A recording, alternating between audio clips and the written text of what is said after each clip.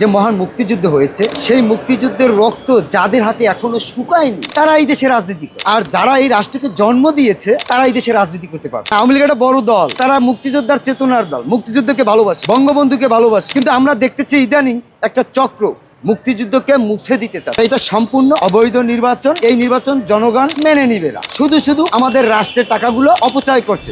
যে এই 18 মাসে অন্তর্বর্তীকালীন সরকার ক্ষমতায় বসার পরে যে দুর্নীতি হয়েছে, আমরা বিভিন্ন মিডিয়ার মাধ্যমে দেখেছি 2000 লক্ষ কোটি টাকা শেখ হাসিনা ঋণ রেখে গেছে। তারা বলে হ্যাঁ, সে ঋণ রেখে গেছে, বিভিন্ন উন্নয়নমূলক কাজ করেছে, তার জন্য ঋণ থাকতে পারে, কিন্তু এই 18 মাসে 23,000 লক্ষ কোটি টাকা কি করে ঋণ হলো?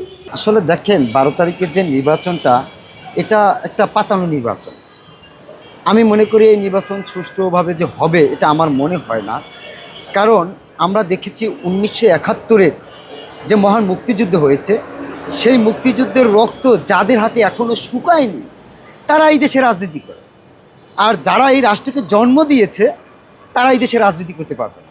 হ্যাঁ, আওয়ামী লীগের ভিতরে যারা অন্যায় করেছে তাদেরকে চিহ্নিত করে তাদেরকে বিচারের আওতায় আনা হোক, কিন্তু সাধারণ যারা অন্যায় করেনি তাদের তো একটা অধিকার আছে, তাদেরকে বাদ দিয়ে তো নির্বাচন করাটা এটা আমি মনে করি না যে সুষ্ঠু নির্বাচন। এটা সম্পূর্ণ একতরফা নির্বাচন হবে, এটা জনগণ বর্জনও করতে পারে। কারণ যারা মুক্তিযুদ্ধের সপক্ষের দল আমরা তাদেরকে চাই, যারা বাংলাদেশ জন্ম দিয়েছে এবং 72-এর সংবিধান যে জন্ম নিয়েছে, সেই 72-এর সংবিধানেই ডক্টর ইউনূস সাহেব উনি শপথ নিয়েছেন। আজ পরিকল্পনা মাফিক সেই 72-এর সংস্কারের নামে সেই 72-এর সংবিধানকে বিনষ্ট করার জন্য একটা পায়তারা চলছে। তাহলে এই নির্বাচন জনগণ মেনে নেবে না, শুধু শুধু আমাদের রাষ্ট্রের টাকাগুলো অপচয় করছে, জনগণের ট্যাক্সের টাকাগুলো অপচয় করছে ডক্টর ইউনূস। এটা জনগণ মনে করে, আমি এদেশের নাগরিক হিসেবে আমিও মনে করি। আপনারা দেখেন, হ্যাঁ এবং না ভোট দিয়েছে, হ্যাঁ ভোটের পক্ষেই সরকার প্রচারণা চালায়। কী করে সে প্রচারণা চালায়? কারণ হ্যাঁও একটা প্রার্থী, নাও একটা প্রার্থী। আমি মনে করি দুইজন প্রার্থী। তাহলে সরকার যদি একটা পক্ষকে সে প্রচারণা চালাইতে দেয় আর একটা পক্ষকে প্রচারণা চালাইতে না দেয়, তাহলে এটা কি নির্বাচন? আমি তো মনে করি না। দুইজনের সমান অধিকার আছে, কারণ দুইজন প্রার্থী, সমান অধিকার দুইজনেরই আছে, কিন্তু সেটা না করে সরকারের তত্ত্বাবধানে শুধু হ্যাবোর্ডের পক্ষে প্রচারণা চালায়, তাহলে না বোর্ডের প্রার্থী কী করবে? তা এই অপশনে তো রাখাই উচিত ছিল না। তাই এটা সম্পূর্ণ অবৈধ নির্বাচন। এই নির্বাচন জনগণ মেনে নিবে না, আমি মনে করি এবং জনগণ মনে করে। আপনারা জানেন যে আওয়ামী লীগেরও বড় একটা ভোট ব্যাংক রয়েছে, তারা ক্ষুব্ধ, কেন আওয়ামী লীগ একটা বড় দল, তারা এখন ক্ষুব্ধ হয়ে আছে। তারা কি করবে? কারণ তারা মুক্তিযোদ্ধার চেতনার দল, মুক্তিযুদ্ধকে ভালোবাসে, বঙ্গবন্ধুকে ভালোবাসে, তারা জিয়াউর রহমানকে ভালোবাসে। কারণ যারাই মুক্তিযুদ্ধ করেছে, 71-এর পক্ষে, তাদেরকেই জনগণ ভালোবাসে। কিন্তু আমরা দেখতেছি ইদানিং একটা চক্র মুক্তিযুদ্ধকে মুছে দিতে চাচ্ছে।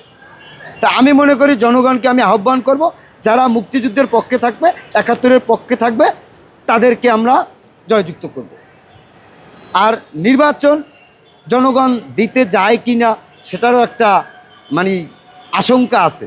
কারণ বর্তমান যে পরিস্থিতি, আপনারা দেখেন নির্বাচনের আগেই বিভিন্ন জায়গায় বিভিন্ন হামলা হচ্ছে, জনগণ উদ্বিগ্ন। তারা যে কেন্দ্রে যাবে তাদের নিরাপত্তাটা কী? যেখানে পুলিশ নিরাপদ নাই, যেখানে সেনাবাহিনী নিরাপদ নাই, যেখানে সাংবাদিক ভাইরা নিরাপদ নাই, আমরা দেখেছি সাংবাদিক ভাইদের উপরে হামলা হচ্ছে। তাহলে সেখানে ভোট কেন্দ্রে যখন একজন সাংবাদিক ভাই যে নিউজ কভার করতে যাবে, তার উপরে যে হামলা হবে না, সেটা নিশ্চয়তা কী? কীভাবে? তার কি কোনো সেফটি আছে? একজন সাংবাদিক ভাইয়ের কি আছে? একজন সাংবাদিক ভাইয়ের যখন মারা হয়, তখন কেউ তো রাস্তায় দাঁড়িয়ে কথা বলে না যে সাংবাদিক উপর কেন হামলা হলো, কেউ বলে না। কারণ সাংবাদিক ভাইরা তারা তাদের পরিশ্রমে তারা যে নিউজগুলো কাভার করে, সাংবাদিকরা হচ্ছে দেশের একটা চতুর্থ স্তম্ভ। সাংবাদিকের কারণেই বিভিন্ন দুর্নীতি অপকর্ম বেরিয়ে আসে। এই যে চাঁদাবাজ সন্ত্রাসরা তাদের মুখোশ উন্মোচন হয়, কিন্তু আজ আমরা দেখছি সেই সাংবাদিক ভাইদের কি অসম্মান করা হচ্ছে, সাংবাদিক ভাইদেরকে আঘাত করা হচ্ছে। তাহলে সেই দেশে কিভাবে সুষ্ঠু নির্বাচন হবে? আমি মনে করি না যে সুষ্ঠু নির্বাচন হবে। এটা আমাদের জনগণের প্রতিবাদ করা উচিত, জনগণকে আমার মাঠে নামা উচিত।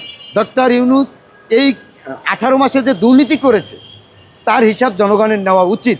কারণ আপনারা জানেন যে এই 18 মাসে অন্তর্বর্তীকালীন সরকার ক্ষমতায় বসার পরে যে দুর্নীতি হয়েছে, আমরা বিভিন্ন মিডিয়ার মাধ্যমে দেখেছি 2000 লক্ষ কোটি টাকা শেখ হাসিনা ঋণ রেখে গেছে তারা বলে। হ্যাঁ, সে ঋণ রেখে গেছে, বিভিন্ন উন্নয়নমূলক কাজ করেছে, তার জন্য ঋণ থাকতে পারে। কিন্তু এই 18 মাসে 23,000 লক্ষ কোটি টাকা কি করে ঋণ হলো? কি কাজটা ইউনূস সরকার করেছে দেখাক। বিন্দু পরিমাণ বালুকণা পরিমাণ কোনো কাজ করছে কিনা সে দেখাতে পারবে না। সেই টাকাগুলো কোথায় গেল? তা আমরা মনে করি যারা মুক্তিযুদ্ধের পক্ষে যে দল থাকবে, জনগণ সেই দলকেই বেছে নিবে। কোনো রাজাকারের স্থান যারা মুক্তিযোদ্ধা বিরোধী বা এই দেশে যারা জঙ্গি স্থাপন করতে চায়, তাদেরকে জনগণ কখনোই মেনে নিবে না। জনগণ তাদেরকে বয়কট করবে।